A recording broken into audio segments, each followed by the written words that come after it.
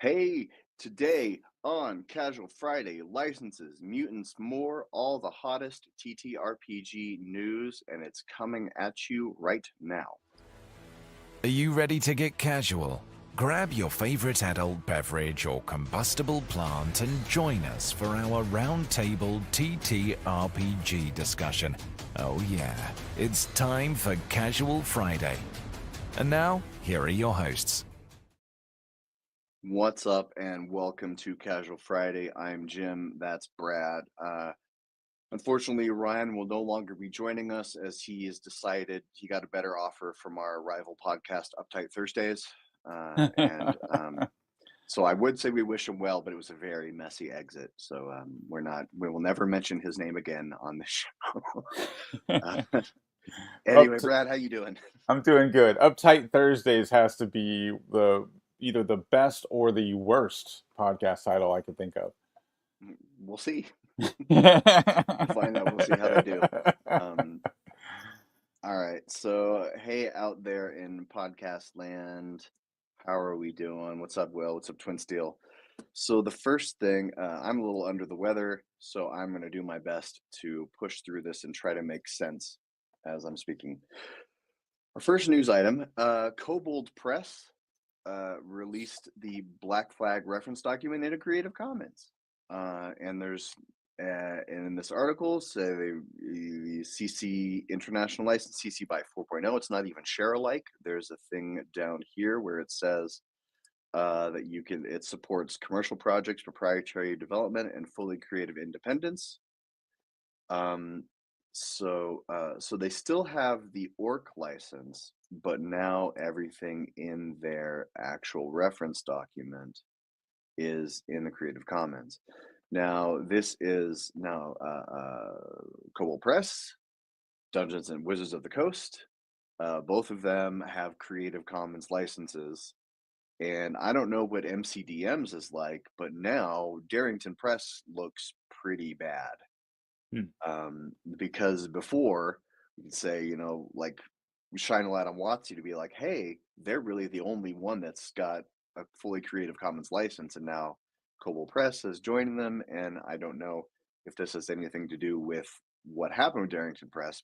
They're getting a lot of negative press because of things in their license that are extremely lawyery, and if you go based on what's literally there, it looks bad. If you go on intent, it's going to be fine. But so I don't know, Brad. Do you have thoughts on Kobold Press CC license here? It's a big deal, huh? It is. One thing that I'm excited by this is, if this becomes a trend and more games are placed into Creative Commons, I think that's going to make it easier for independent creators. The Orc license was probably the most sticky of all the open game license, I think. If I'm remembering my research on Orc license from months ago, there was a piece where once you did a work under the Orc license, I'm trying to remember now how it works. Any additional work that referenced that had to continue to be under Orc license. And that's what I mean by that. It was kind of the most sticky of all the OGLs. So I'm glad they did the Creative Commons thing. I'm also, fun note, I'm glad they brought back the name Black Flag. I thought that was a better name than Tales of the Valiant. I literally bought the T-shirt for Black Flag when it when they were rebelling against WotC. The Black Flag T-shirt felt really cool to own. It's shrunk, and so it doesn't fit anymore, which is how I kind of feel about Tales of the Valiant. I was really excited for Tales of the Valiant, and now, I see what you did there. Yeah. Yep. So, yeah, so that's kind of my where I'm at with Kobold Press. I love their monsters books.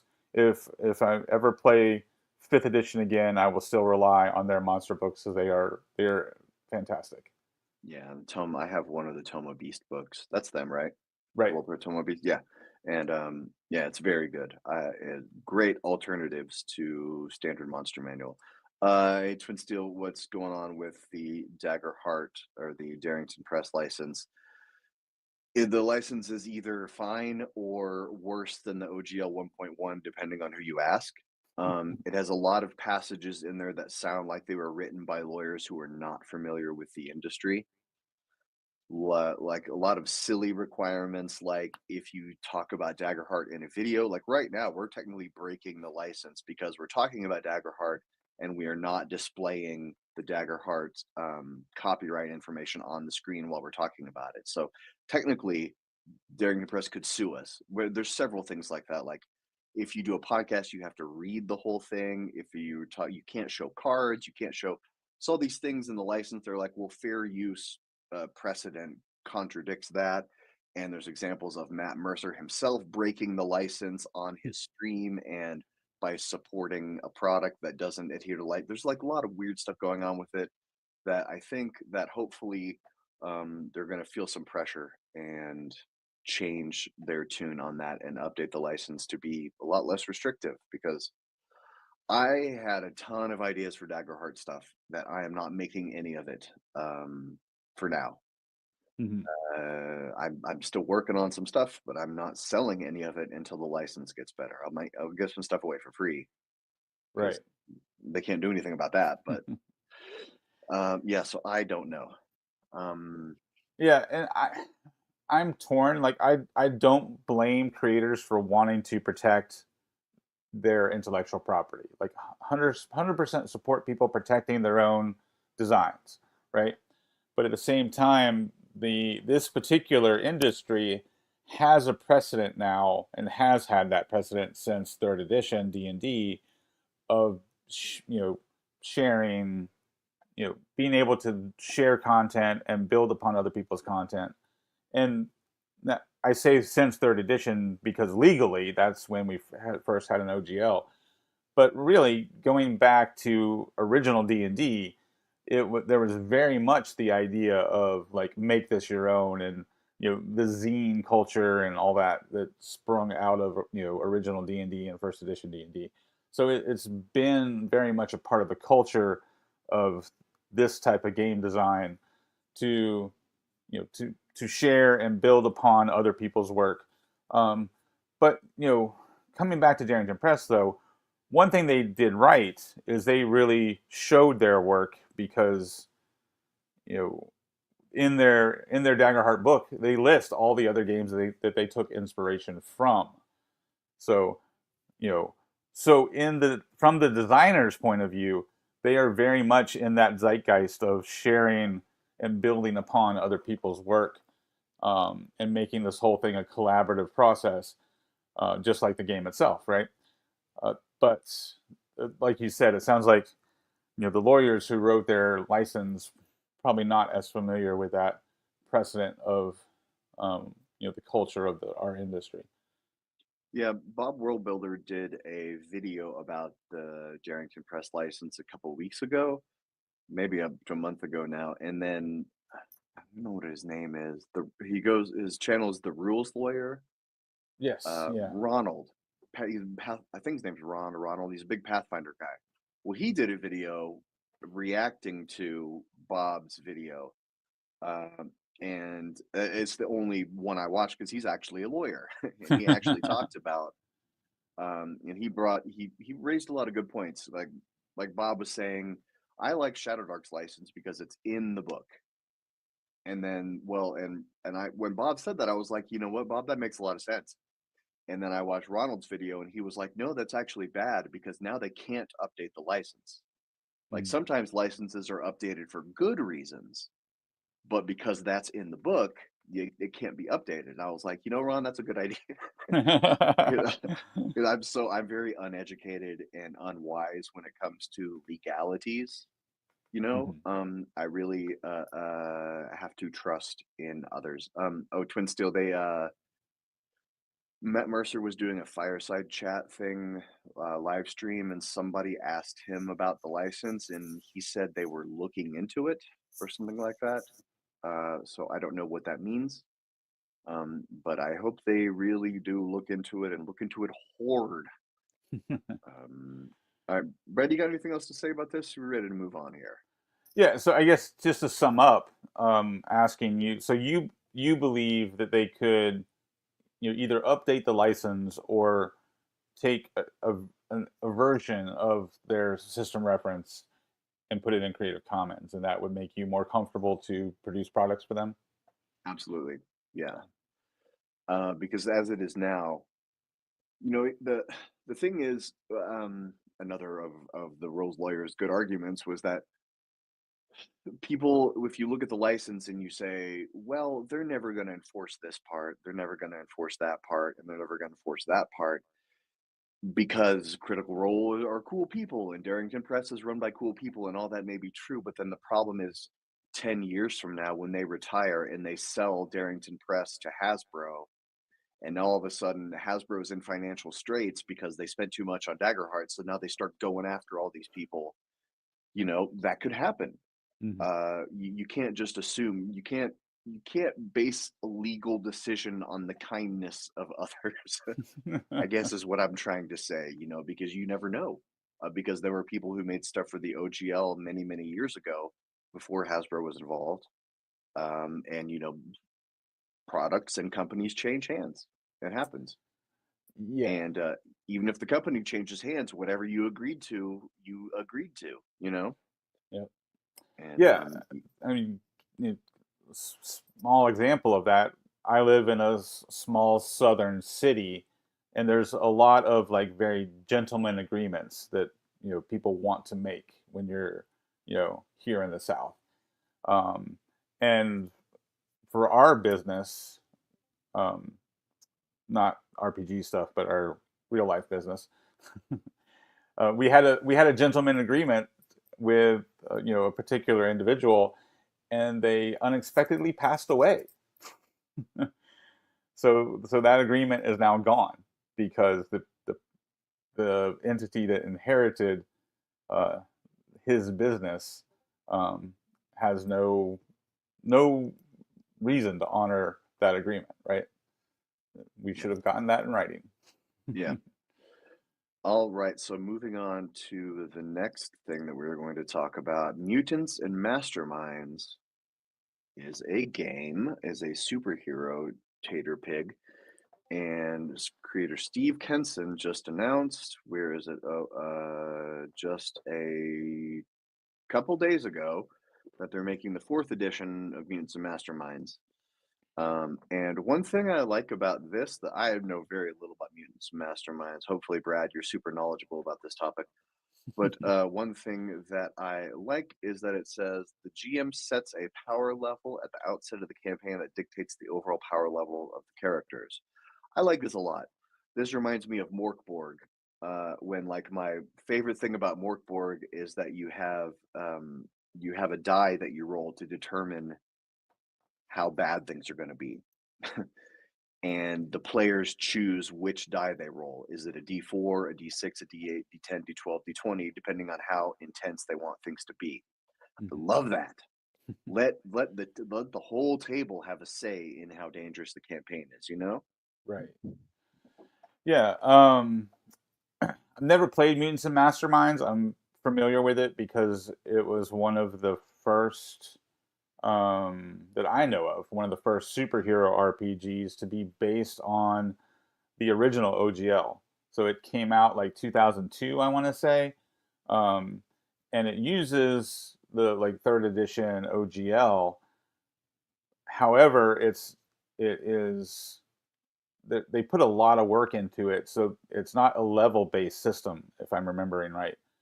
So it's a skill point or PowerPoint based system where you can customize your character, um,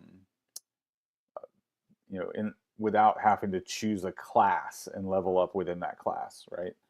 So it's an interesting design. It's been years since I looked at it, but from what I remember, it's a very interesting design how they took the D20 system from D&D Third Edition and made it a fairly significantly different game.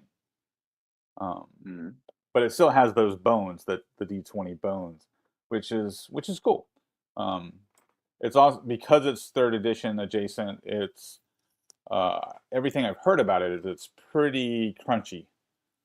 So I'd be interested to see the most interesting part of this for me is, do they keep that level of crunch with their new fourth edition, or do they make it more streamlined to draw in the newer audience, people who are used to playing fifth edition and people who have gravitated to OSR and rules light systems.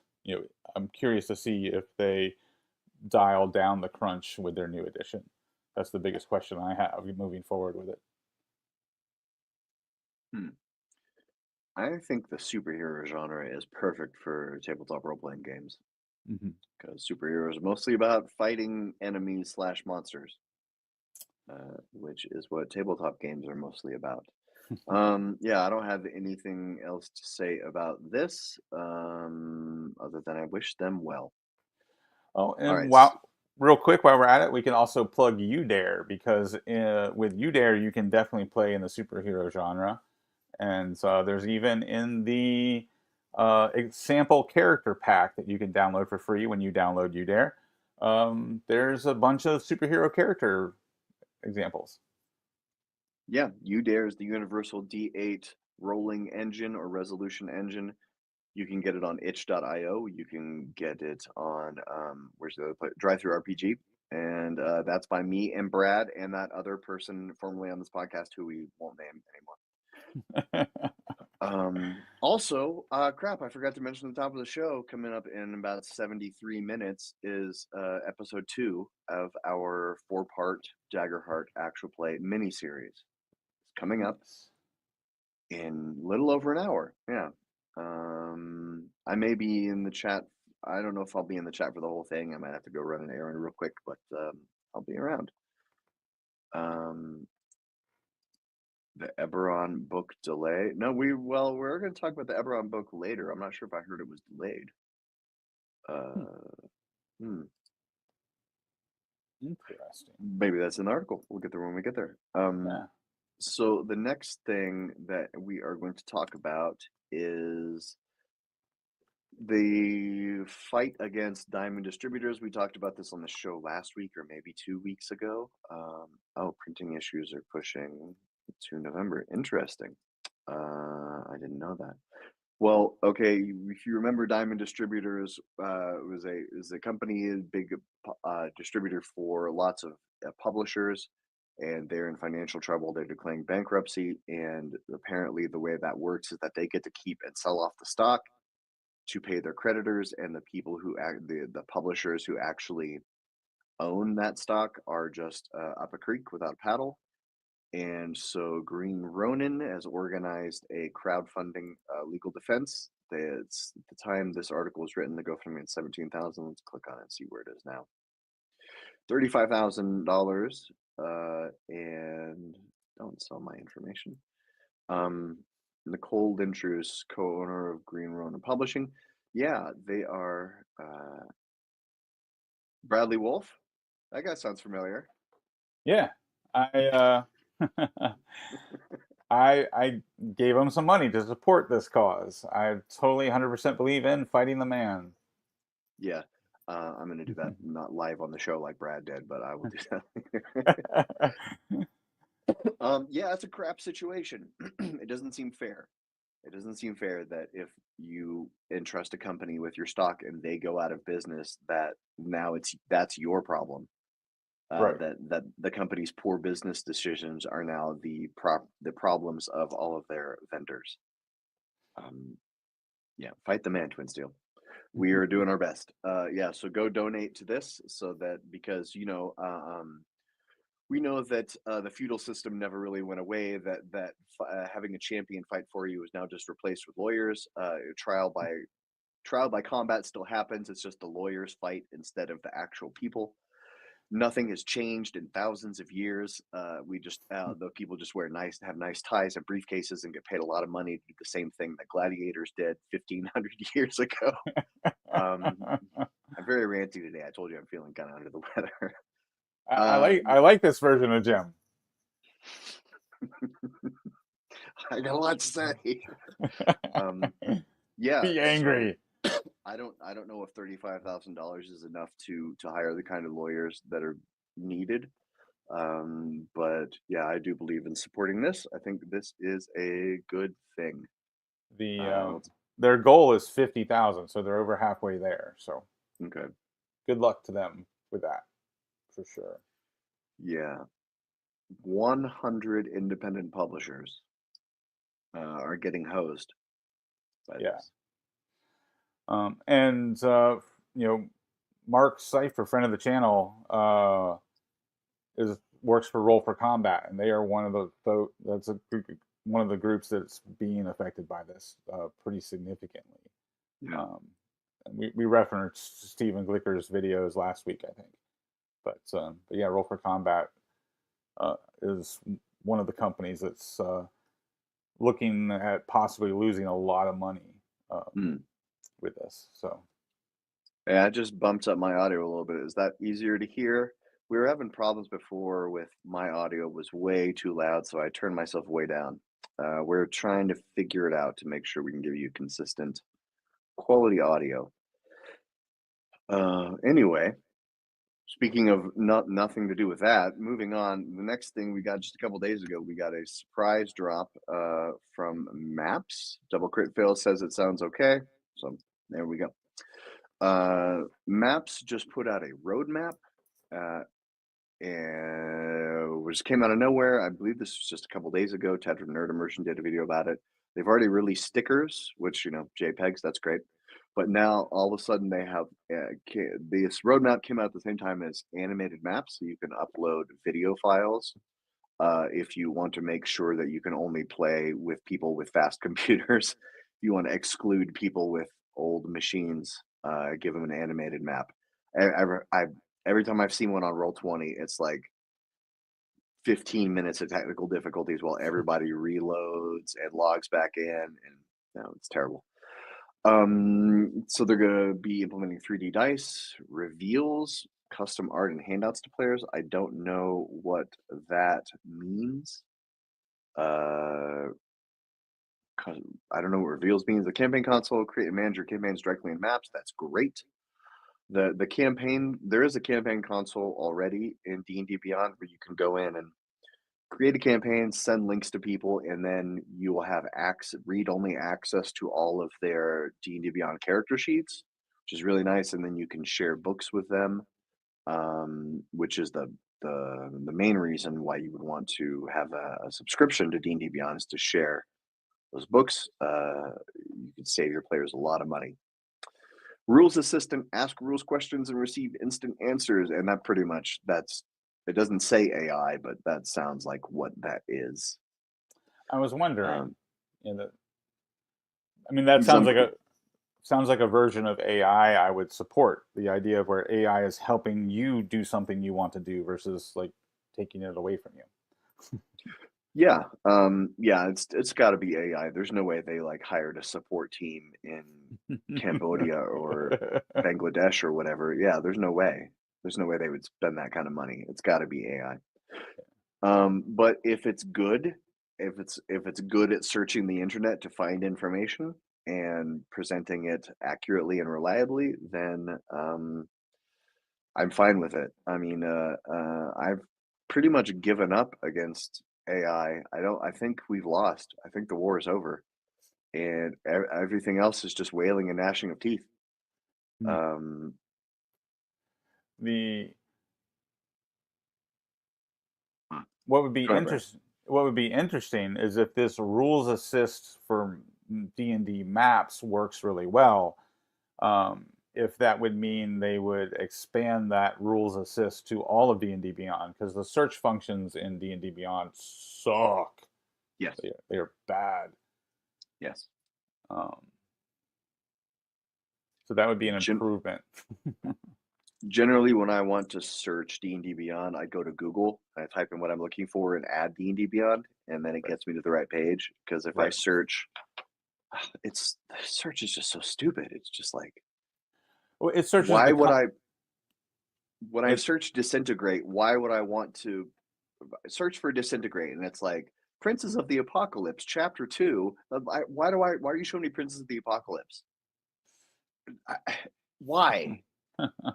Well, and it seems to search the comments first. Like Hmm, so when you most of the time when you do a search, it comes up with somebody's comments about that topic at the top of the list, not the actual rule you're looking for or the chart you're looking for. Yeah, it's terrible. baffling. But Maps is pretty good. Yeah, D Maps and is D pretty Beyond good. sucks. Maps is cool. That's the TLDR, right? Well, yeah, I don't. Search sucks. I definitely agree with that. Um, there are things I don't like about D&D Beyond, and there are things that are amazing about it. Um, moving on. The next thing on the show, this show might actually be super quick today. Um, so I have backed the Draw Steel, and so I've been getting updates on the PDF release. The Heroes book, it says that they are hoping to be done by July 31st. I believe they also said they were hoping to be done by the end of June too. So don't just assume that it's going to be happen. Um, but it does say that for hardcovers, I didn't get a hardcover. I think I just got the hardcover was like $100 or something.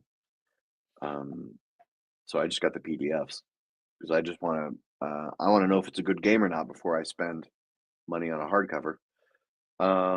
Yeah, so Draw Steel is imminent, perhaps even by the end of the month. But it says that they feel pretty close about it that they're going to be uh, charging people for hardcovers on July 23rd. Hmm. And then it say here that the Heroes book is a pre-flight at the printers. I assume that's like a just a check before they actually start printing it, check on the margins and bleed and stuff like that. And they're not done with the monster book. That's probably going to take a little bit longer. I don't know. I'm pretty excited for Draw Steel. They put out like a very long PDF explaining what it is and what it's not, and I read that and ended up more confused than I was when I started. But it's either just like every other game or it's going to be completely different, and I don't know. But I'm excited to get the PDF and read this. Yeah, I have tempered my expectations with all of these new games, and I think Draw Steel was the one that I was least excited for. Um, but Daggerheart turned out to be much better than I thought it was going to be. So Draw Steel might impress me too. That's the fun in all this. It's like it's like Christmas. You don't know what's going to be inside the box. Yeah, I'm very, very interested to see what's going to happen because I know that Colville and some of the people he hired are very 4E people, Hmm. and I know that Colville was a very big fan of 4E. But then also but then that long PDF I read, it talked a lot about how cinematic it is, and it talked a lot about hand waving things that don't matter. And so I'm very curious to see what it sounded like it was going to be extremely crunchy in some areas and very hand wavy in other much more narrative in other areas. And so I'm really curious to see that because I think everyone said Daggerheart was going to be maybe a D&D killer, and then it came out and it's so different. I don't think it can kill D&D because it's not the same kind of game. Hmm. And then so everyone was maybe expecting Drawsteel to be a D&D killer, but I don't know if Drawsteel is going to be that close to D&D. Right. I think if there's an actual D&D clone, the closest thing I've seen is probably DC 20, Mm. and that's more like 3.5 or Pathfinder. Um, Yeah. So it's interesting, and I don't think we've said this before. I don't think there's going to be one D&D killer. I just don't think that's. I don't think there'll ever be another like Pathfinder First Edition, where Pathfinder, really drew a large chunk of the D&D audience away from Fourth Edition. I don't think we're ever going to see that again. However, I think what we're experiencing right now is that there are going to be multiple games that are drawing people away for different reasons, right? So, starting with Shadow Dark, um, and now Daggerheart, and then MCDM and DC20. Like, I think we're gonna see more and more people moving away from D&D proper into these new games. But there's not going to be one D&D killer. It's like a group effort, you know. Et tu, Brute? Yeah, I think the phrase D&D killer is a misnomer. I don't think that's the right word, but it's not correct. And Pathfinder outsold fourth edition for like a hot minute, and that was it, right? And that's the closest anything has ever come, is briefly a product outsold D&D. Right, Um, and as far as we know, because I went down that rabbit hole trying to figure out how accurate those claims were. As far as we know, it was Pathfinder was outselling D&D in certain game stores, right? There's never any evidence that it completely outsold D&D like in any particular month, but it outsold D&D for like I think 2 or maybe 3 months in certain game stores that were surveyed as a part of this one particular survey. So that's uh, as close as it's ever gotten. Trey, I don't know what the word is, but did you know that Zipper used to be a brand name? Yeah, and I know that Xerox spent millions and millions of dollars in the early aughts to fight getting their term become generalized, because you lose the trademark on it if it becomes a general term. Anyway, so moving on. Well, we really are killing it today. We're moving very quickly on the show, because now we're to the part of the show that we call the catch up, where we say hey, and let me get rid of this so I can see more of Brad's lovely face. So what you got going on, Brad? Well, I'm enjoying the summer. So those of you who follow Dire Den probably have noticed that I have not released any videos lately. And it's because I've taken the summer to address some personal health issues. But yeah, it's actually been really good for me, but not so good for Dire Den, unfortunately. Yeah, here I am. I think this Sunday, I don't think I'm gonna have a video come out unless I have time to make it tomorrow, but I don't think I will. But it'll be the first time in 2 years I haven't missed a Sunday. Wow.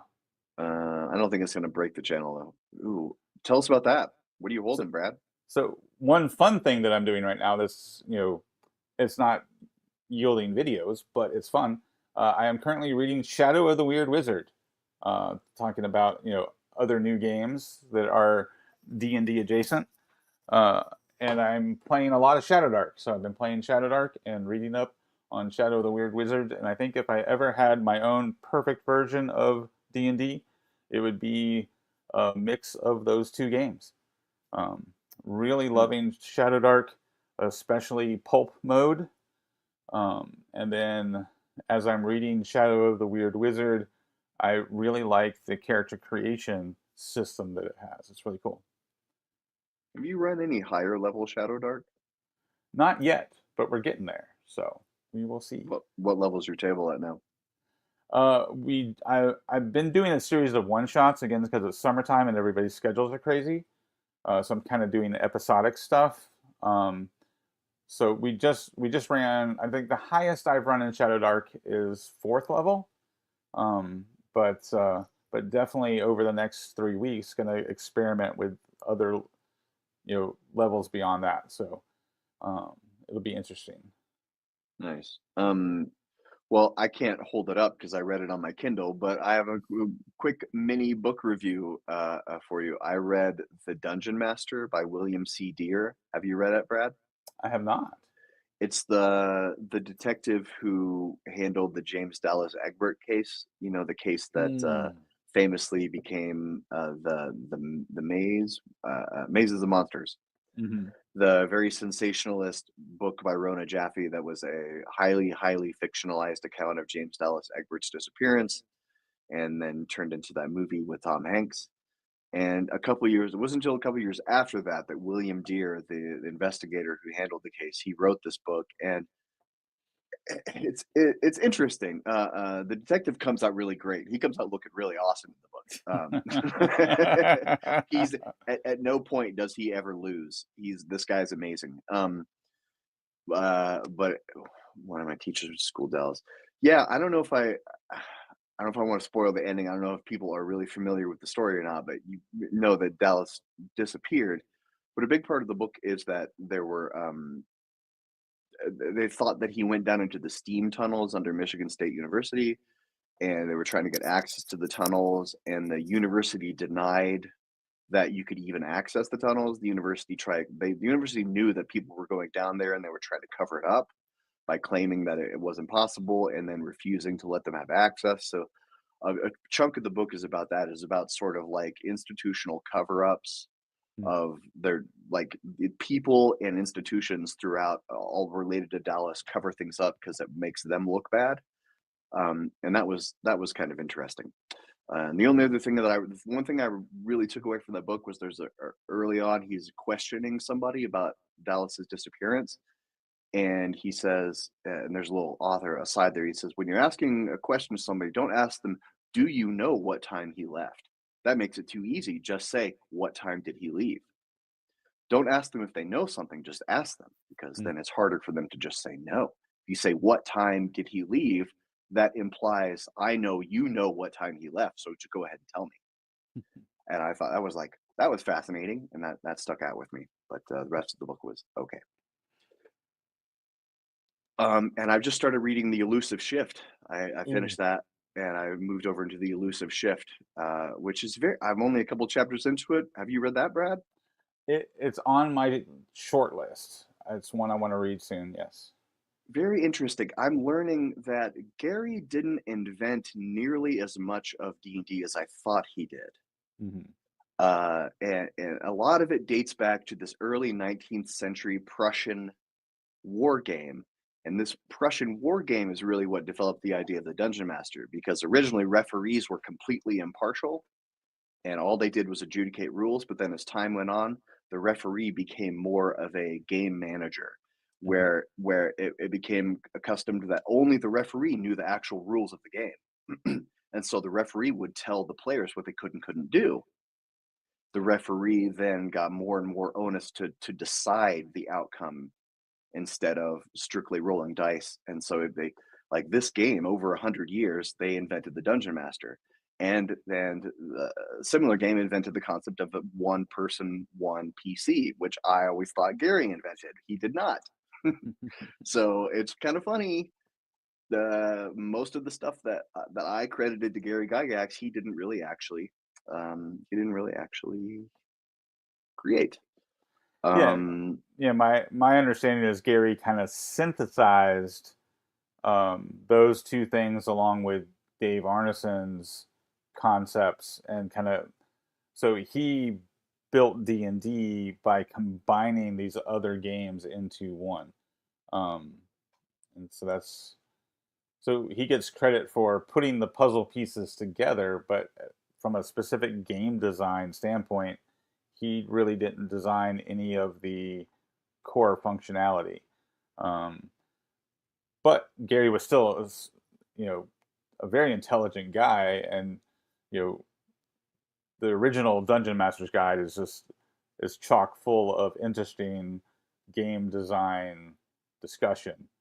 Um, written in that fantastic Gygaxian language that makes it sound even more complicated than it is.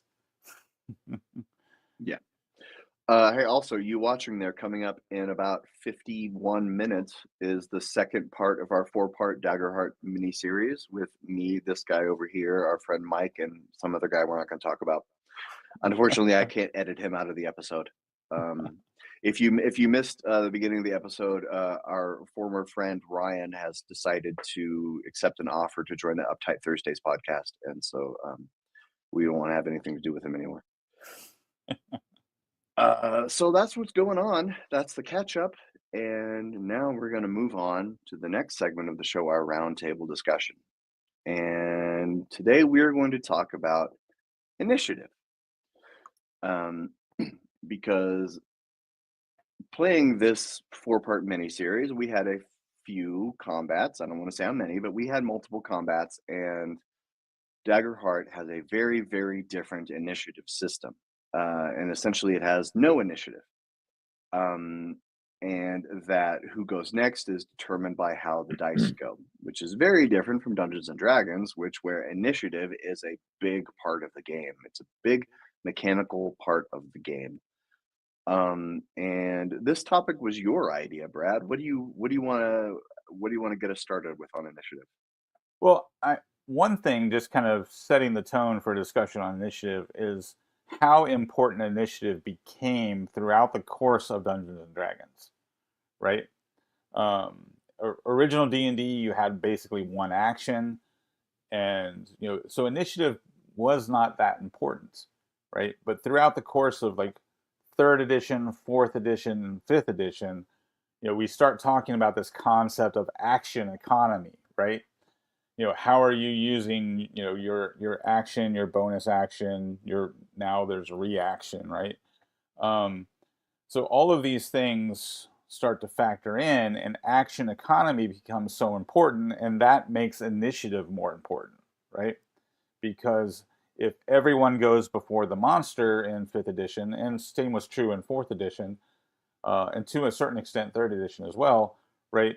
If everyone goes before the monster, you are getting a whole bunch of actions before the monster gets one, right?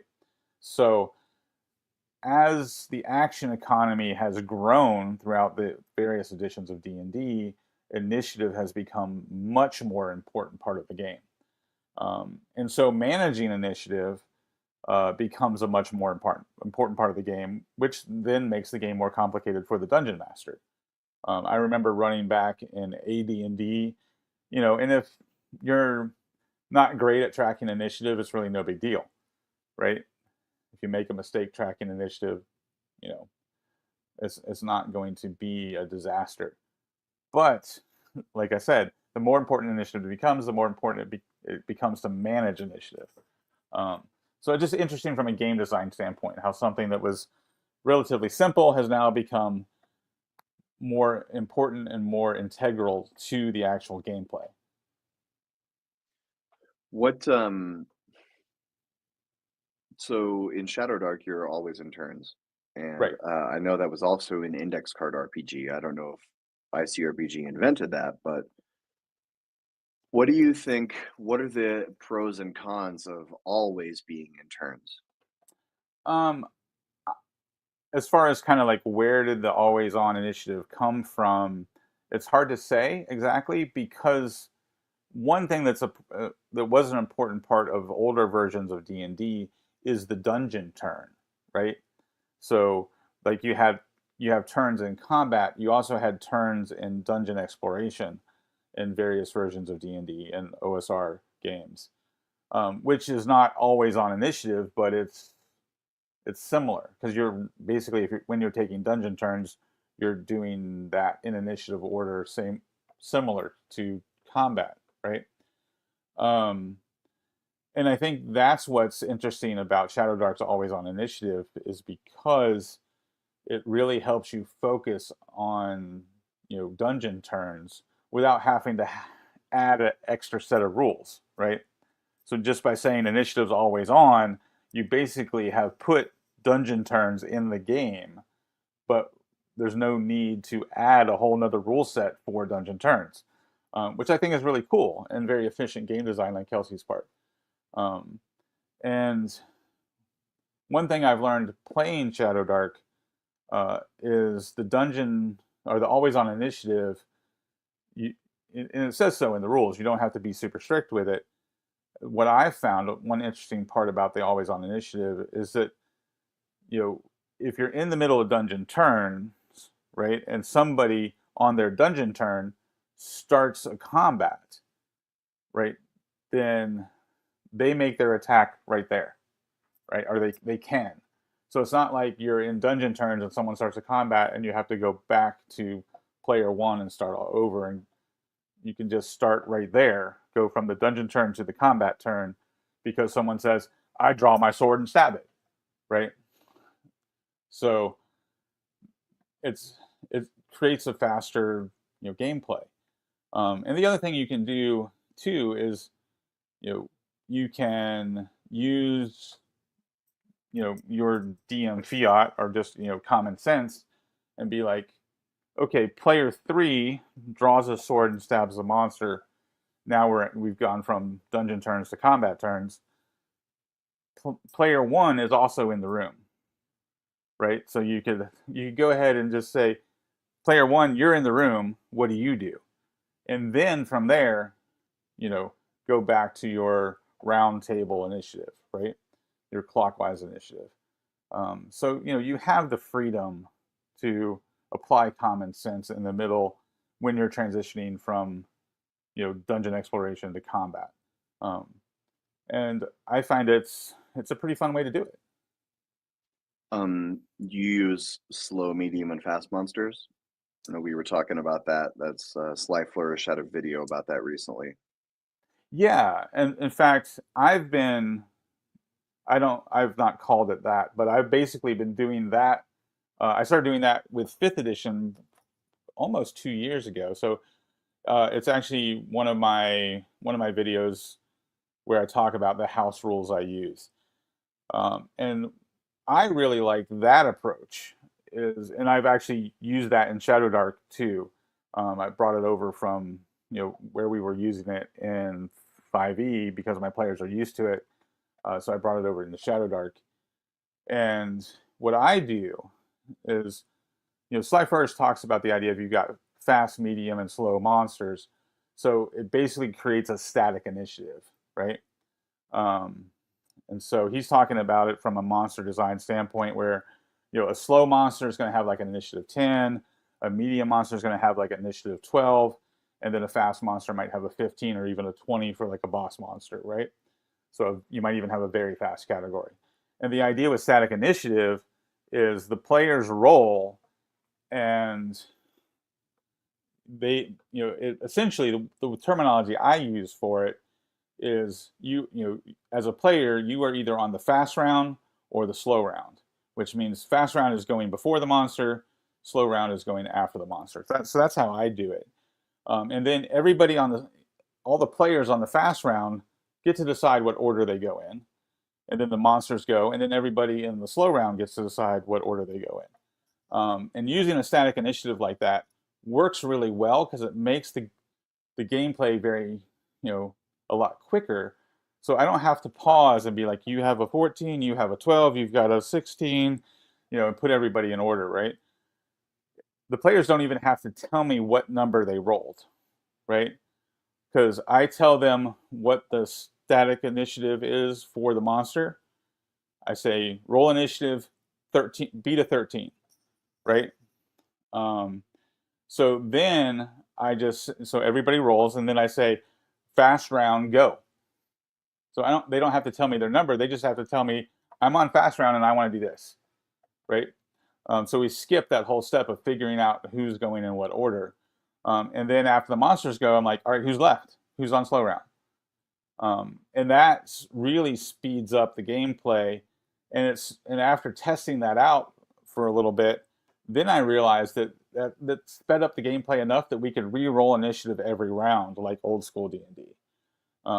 So every round we re-roll, and then so what's exciting is if you're on slow round and you go last, but then you roll really high the next round and you're on fast round, you get to make basically 2 attacks in a row if you want to.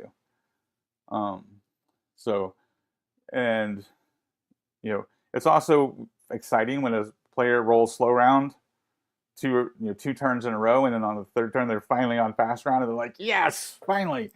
You get that little exciting moment. So there's been all sorts of interesting things that have come up with our fast round, slow round initiative. But I definitely think it's worthwhile to play around with different initiative ideas. So, and having played a bunch of different games recently, well, ever since 2 years ago with the OGL debacle, I think we all started trying more new games, right?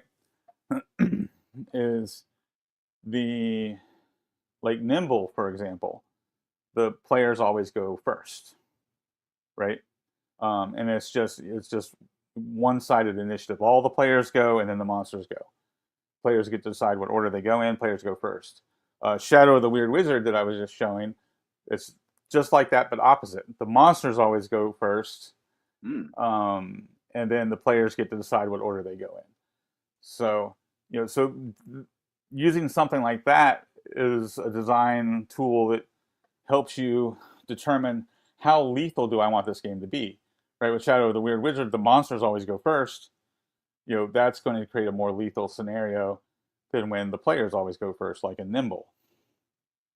So, In the I don't think it's in the 2024 DMG, but in the 2014 DMG, there was an alternate rule section, and they had some options for initiative there, sort of like slow and fast round stuff. Whereas, like, if you have a two-handed weapon, you have a minus something to initiative. If you have a dagger or a ranged weapon, you have a plus something to initiative. So it was a way to give extra initiative bonuses and penalties based on the kind of weapon or the intent, like type of action you intend to take. mhm. And that seems kind of fiddly to me. I understand why initiative exists, and I understand why so much of the game of D&D is built around it. But I just don't like when you walk up, like when I'm running it, I want to throw combat at my players, and then here's the combat, and it's real intense. Now we're going to spend the next 3 minutes adjudicating numbers and writing all the numbers down, and then we'll get to the combat. And as a player, it's the same thing too. It's like something really exciting is going to happen. But then you got to roll initiative, and if you're playing in person, maybe somebody's got to go get a map and start drawing things on it, or online, somebody's going to source tokens, VTTs, maybe especially if it's a surprise combat. I hate it. Mhm. That's like one reason I'm so enamored with Daggerheart's combat system, even though I know it's not completely original. I don't know. I've been doing Daggerheart videos for like 2 months, and every single video, somebody's like, they stole that from this, and they stole that from this. And if you leave that comment on my video, that just tells me that you don't really know very much about TTRPGs because everything's stolen. It's all stolen. So pointing out that this game stole this from that game is just it's pointless. Anyway, Well, that goes um, back to our first segment, right, where we were talking about like putting rules in Creative Commons because that's like the spirit of this industry, right? Like that, exactly. you know, we've been stealing each other's ideas from the beginning. Yeah. I was doing some research on Popcorn Initiative, Hmm. which I don't like because that feels just as gamey as regular initiative to me. Always just getting to pick who goes next. But then I saw something called Salty Popcorn Initiative. Have you heard of this, Brad? No, that's new to me. Salty Popcorn is sort of it's much more dagger hardy in that everybody rolls. Whoever gets the highest goes first. That person attacks or does their thing. If it succeeds, then they pick an enemy to go next. If it fails, they pick an ally to go next. So every successful attack causes the initiative to change sides, That's which cool. is better. It's still kind of gamey because if I hit my attack, I'm going to pick the weakest minion over there to go next, right? Hmm. So I still don't really like that aspect of it. I like the spotlight system. I like the ability to, you don't have to roll initiative in Dagger Hearts. So as soon as your party walks into the basement of the tavern that's haunted with ghosts, like combat can happen right away. You're Hmm. like, there are ghosts there. I'm going to spend a fear. One of them attacks you, and then it just starts. Right. And you don't have to fiddle with it. You don't have to track anything. You don't have to hang a thing in front of your screen that moves over. It goes back and forth naturally. Or Um, clothespins on the pole, right? right, clothespins on the pole. Yeah. Yeah. Um, Well, that's one thing I like about how we've been doing the static initiative with fast round, slow round, right?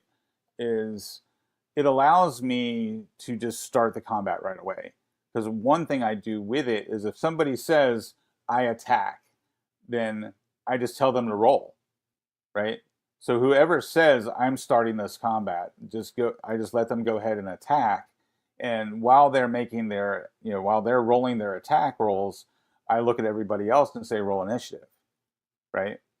So the combat starts with the person who started the combat, and then everybody else is rolling initiative at the same time that they're making that attack. So it really streamlines gameplay. So as soon as their turn is over, and I say, okay, who else is on fast round? You know, then we're right into it, right? There's no need, there's no delay in the start of the combat, and I really like doing it that way.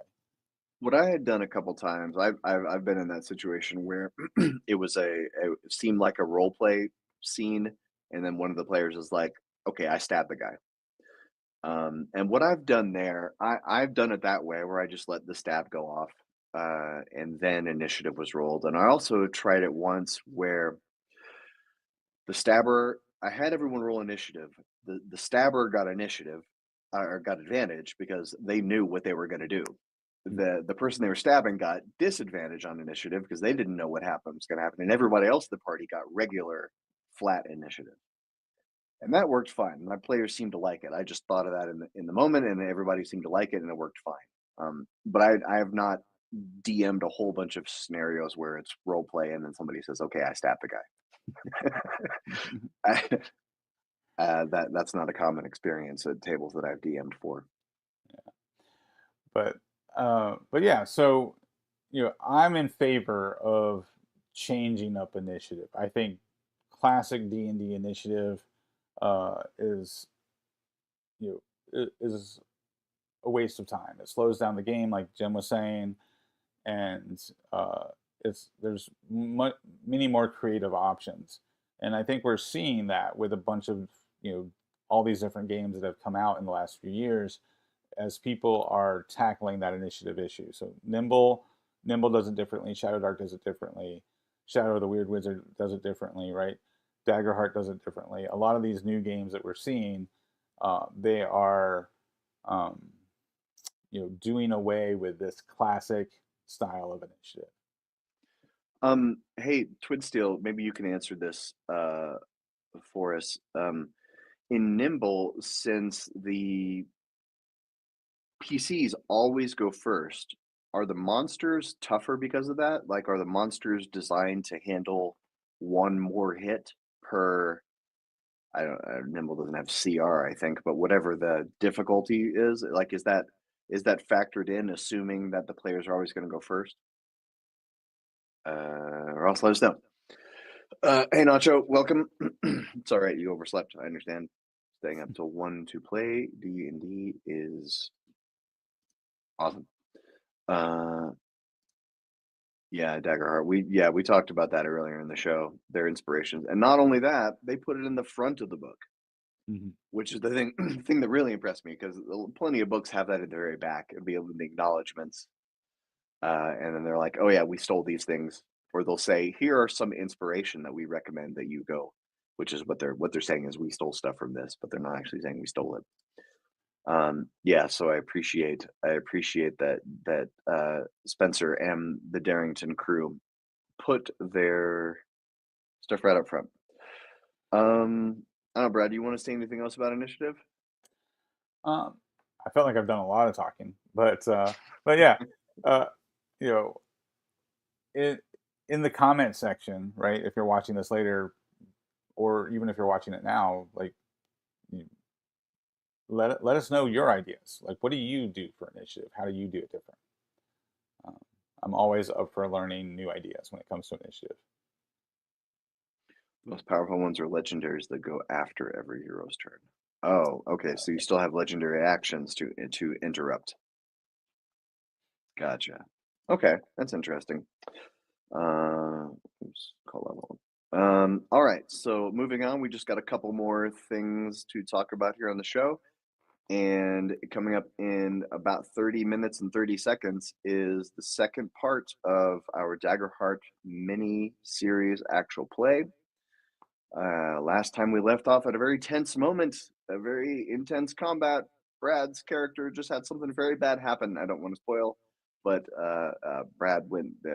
Brad's character had a very intense moment in the game. All right, so moving on. D&D has released a bit more information about Heroes of the Borderlands, their starter set. We've got some sneak peeks. We can see the back. It's kind of hard to zoom in. Oops, I'm zooming in the wrong window. I can't zoom in too much. I tried to download the JPEG and it's very blurry. But you can see a map and you can see some cards and tokens, very dagger hardy, um, and which I approve of. I think this is great. But the D&D starter set is $50, $50 US, which is twice what the last one. I don't know what Stormwreck cost, but 10 years ago, Phandalin was like $20, and what was the other one? Dragon Icefire Peak was $25. Mm-hmm. This one comes with the quick start guide, a play guide, 3 adventure books, 4 classes, cleric, rogue, wizard, and fighter, 200 game cards, 18 maps, 200 plus tokens, including monsters and terrain. I love the idea of the monster tokens. I'm getting this for the monster tokens either way, and those tokens and cards and stuff. A set of 11 dice. You can see some of those monster tokens over here on the left side. They look pretty cool. That will be a lot more space economical in your bag than a bunch of minis, which are just going to get broken anyway. I Um, wonder, are those the same tokens that they tried to sell like last year? Remember when they came out? Oh no, those look like actual cardboard tokens. Okay. I was wondering if they just recycled that token set. Remember they had those, what was it? They had a board game and they had the token set and they had some other products that came out and then like just didn't sell at all.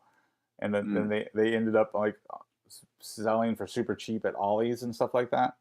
I was wondering if they just recycled those tokens, but no, these look like actual die cut cardboard. yeah, you can see the tiny little perforation marks around the edges of the tokens. Over here, this is interesting. On the left, you see there's a handout, the Drunken Dragon menu. That's great. Yeah, everybody says they hate meeting at a tavern, but if you got first-time role players, have them sit down at a tavern and send a tavern wench over there to take their order. The first role play thing anyone ever does can be giving a tavern wench their drink order. It's easy. It's not hard. People aren't going to blank. It's not a difficult role play test. Yeah, And if you can hand them a menu, oh, that's even better. That's awesome. yeah, it's a great way to set people up for simple role play, right? Before you get into role play where they actually have to make a decision or what would my character do kind of questions. Um, I think a $50 price point is fair for everything you're getting. You're getting 200 tokens and how many maps? Because it seems like the maps and especially the tokens are going to be reusable. The maps probably are reusable too, across different adventures. So this seems like a good investment. Um, you know, if you're still playing D&D or 200 tokens, maybe even if you're not playing D&D, like those tokens could still come in handy for Shadow Dark or Draw Steel or whatever else you're playing, right? Yeah. Yeah, I don't know if they're actual cards or perforated or what. This may be completely digital, a completely digital image, completely faked, and not actually representative of the final product. We don't know. Hmm. We don't know if this is a photograph or this looks like a photograph, but it could be faked. Yeah, we don't know.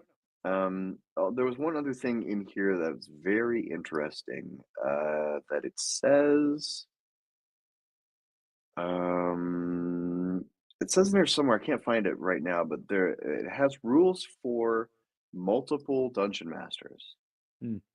It has rules for how to run it with multiple DMs. Yeah, well, because it's divided into three different books, if I remember right, from Yeah, other articles I've read, so that if you get together with two other friends, right, just to get started, one of you could use one book to run an adventure for the other two, and then the next one could use the second book to run an adventure, and then the third one can use a book to run adventure. By the time you're done with this, all three of you have had a chance to DM and had two chances to play. It seems like a pretty efficient way to get started in the hobby. This box set that has tokens and maps and cards and all these things that you can use, and then on top of that, a way to take three people and teach them how to be dungeon masters. That could be really cool. Does it say in here if it's levels 1 to 3 or 1 to 5? I don't I don't, remember. but the double crit fail just mentioned this 40 to 60 hours of gameplay. 40 to 60 hours, that sounds like 10 sessions to me Hmm. or more. And if it's only level 1 to 3, boy, you're going to be bored with that after 10 sessions of only leveling up to 3. Yeah, if we're talking 10 sessions, that makes me think like level 5 or even level 6, right? Yeah, you'd think so, but we don't know. Yeah. I'm definitely interested. Like, I'm not currently playing 5.5 right now, but I'm definitely gonna pick up this box set just to see how they did, right? Yeah, if this could be the 6th edition we've been waiting for, if the rules are simplified and they work. There were plenty of people who because you may not remember, but the Lost Mine of Phandelver had it was like a 20 to 30 page rulebook that came with it Hmm. that was fine. It told you all the basics, like it explained how to resolve a d20, advantage and disadvantage, and skill checks. It was, you could play all of Lost Mine of Phandelver with just that book Hmm. because all the monsters are in the adventure. Yeah, All well, right, and so go ahead. the precedent's been set that if you have a really good box set, it can be a standalone edition, right? Because to this day, people still play BX D&D, right? And BECME D&D. Both of those versions of D&D were based on box sets, um, because people didn't want to play the you know the more crunchy version that was AD&D. It's funny looking back on it now that that AD&D was considered the more complicated version of the game. Um, but that's why people played BX and played BECME. And eventually there became the Rules Cyclopedia as one book to combine the BECME stuff all together. But yeah, so the precedent's been set that a good box set can feel like its own edition of the game. So, moving on, the final thing on our agenda to talk about, which we got some breaking news. There was breaking news to us earlier on in the show so the new Eberron book that's coming out, we thought October, but apparently is coming out November due to some printing issues. At least that's what somebody in chat said, and I don't Hmm. know why anyone in chat would lie to us. It would break my heart if someone in chat lied to us. But so they've detailed some of the species: Changeling, Kalishtar, Korovar, Shifter, Warforged. Uh, Warforged are now constructs. Weren't they constructs in 2014? Or I mean, well, whenever Eberron came out, 2016, 17. I'm not sure. Um, I That might have been one of the times they introduced the dual creature type, where you were both humanoid and construct, right? And they also did that, I think, with what was the Curse of Strahd related Van Richten's guide. The Van Richten's guide, there were some species in there that were like undead and humanoid, right? They had two creature types. Hmm. Um, Double so Crit Fail says they were humanoid okay, in Eberron Rising. Uh, that's yeah. So you can't use Cure Wounds on a Warforged, then, can you? not unless they do the dual thing, right? Whether you're both Yeah. humanoid and construct. So that that Um. that was a workaround that they came. I think it must have been Van Richten's guide when they came out with that dual uh, creature type. Yeah. What was that called in Van Richten's? I remember. Yeah. There was a special species type for undead. I can't remember what it's called. Chat, tell us what is it? What's the undead species called in? I don't know. It doesn't matter. I'm going to sit around and wait for chat to answer. Yeah, so this is coming out in We still love you, November. chat. We still love you, chat. I'm getting a little bit delirious. Uh, yeah, So, Warforged is constructs, so you have to use if it's like old, then you have to use mending to heal them, and I don't know, or I don't like this exception. You know, like we got a cleric, oh, but they can't heal the Warforged. hmm, Is what the Warforged can do so that much beneficial to lose access to magical healing? Or I don't know, maybe there's a special thing in there that says that because Warforged have souls or whatever, that they can be they're constructs with souls, so they can be healed by cure wounds. Reborn, yes, that's what I was thinking of. Reborn, yes, thank you. You see, chat, you came through. We do love you. Um, and I think that's I don't know. Do you have anything else to say about Eberron about these well, species? I did find the article that Double Crit Fail was referencing about the delays. So it has been delayed to December, and it's because uh, the rule books cover warped. So the initial print run, several of the book covers came out warped. So they're going to have to do an entire new print run. Um, so I don't know if that was like a problem at the printer or if they tried to go with a different printer to save money, than a printer that they're not, you know, that they haven't used before. Or I'm just, throwing out ideas as to why they would run into this problem when, they haven't had the warping problem before. The other What possibility is because of tariffs.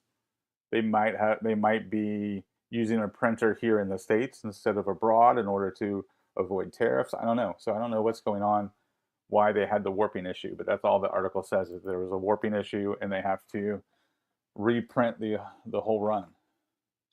Phil says that cure spells do work on constructs. I Okay. think that must have been an older edition, maybe an early in 5e that didn't work. I don't know. Um, yeah, it was a couple years ago. WotC pulled out of their publishing deal with Penguin Random House, and I thought I can't remember now if that was before or after the Book of Many Things snafu. They had they had the Book of Many Things with I could grab it from my shelf right back there with the comes with the whole deck and Hmm. the decks were messed up Right. and that got delayed. And that didn't happen until just like right before it came out. I don't know they didn't know, but I thought that was the impetus for them leaving Penguin Random House and going somewhere else. But maybe that happened before. I don't know, but it seems that what the moral of the story is they have not sorted out their printer issues. Yeah, I think if I remember right, I think the switching from Penguin Random House was more they wanted to bring the distribution more in house. I think that was the issue. And now that we see Diamond going under, um, I wonder if they kind of saw the handwriting on the wall with the problems that could arise from having a different company do your distribution. Could So be, yeah. could be. Well, I think that's about all of our time. I mean, we have more time, but I don't want to use any more of it. Um, oh, Twin still said Dampier. Yeah, Dampier was another one that was with a sort of half undead. Right. Um, yeah, so hey, in about 15 minutes on the Landlocked Warlocks YouTube channel, episode 2 of our Daggerheart mini series, mini play actual series is coming right at you. And so you should go get a drink, use the restroom, and come back to the Landlocked Warlocks so you can watch it live and chat with us. I may or may be there for part of it. I got a bunch of texts while I was in this meeting, so I think I have to go do something after this. Um, but that's Hey, all. Go ahead, Brad. oh, I was just going to say we're wrapping up before 420, so you have plenty of time to get extra casual before the Daggerheart uh, actual play goes live, right? Yeah, yeah. Oh, yeah. We designed it that way to go well with weed.